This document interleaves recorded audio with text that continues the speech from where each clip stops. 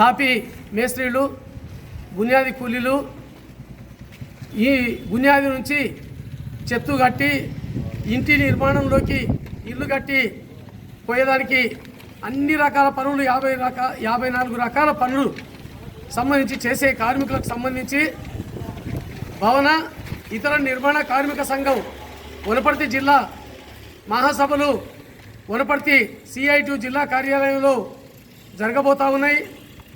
October 31 సోమవారం రోజు ఉదయం 10 గంటలకు ఈ మహాసభలకు హైదరాబాద్ నుంచి Telangana building and other construction workers union రాష్ట్ర అధ్యక్షులు ఒంగూరు రాములు, రాష్ట్ర ప్రధాన కార్యదర్శి కోటమరాజు గారు హాజరవుతున్నారు.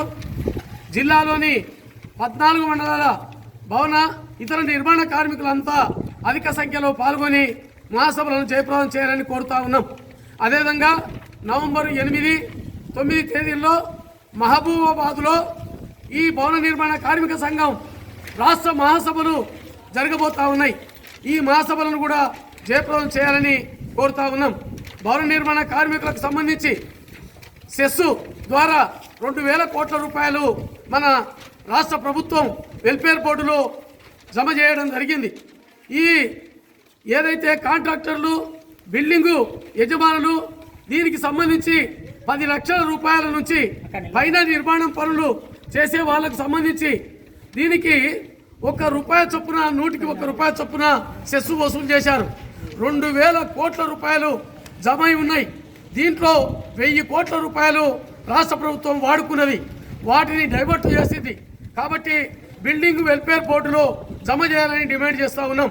అదేవిధంగా ఈ భవన నిర్మాణ కార్మికులకు 60 ఏళ్ళు దాటిన ప్రతి కార్మికునికి 10,000 రూపాయలు నెలకు పింఛన్ ఇవ్వాలని డిమాండ్ చేస్తూ ఉన్నాం. అదేవిధంగా ఇప్పటికీ చాలామందికి గుర్తింపు కార్డులు లేవు. కాబట్టి భవన నిర్మాణ కార్మికులకు ప్రతి ఒక్కరికి గుర్తింపు కార్డు ఇచ్చే బాధ్యత కార్మిక శాఖ అధికారులది. కార్మిక శాఖ అధికారులు చైతన్యపరిచి గుర్తింపు కార్డులు ఇవ్వాలి. అదేవిధంగా 5 ఏళ్ల తర్వాత రెన్యువల్ చేయని కార్మికులు చాలామంది ఉన్నారు, వాళ్లకు దాని ప్రాధాన్యత తెలియదు. కార్మిక శాఖ అధికారులు దాన్ని చైతన్యం చేసి రెన్యువల్ చేయించాలి.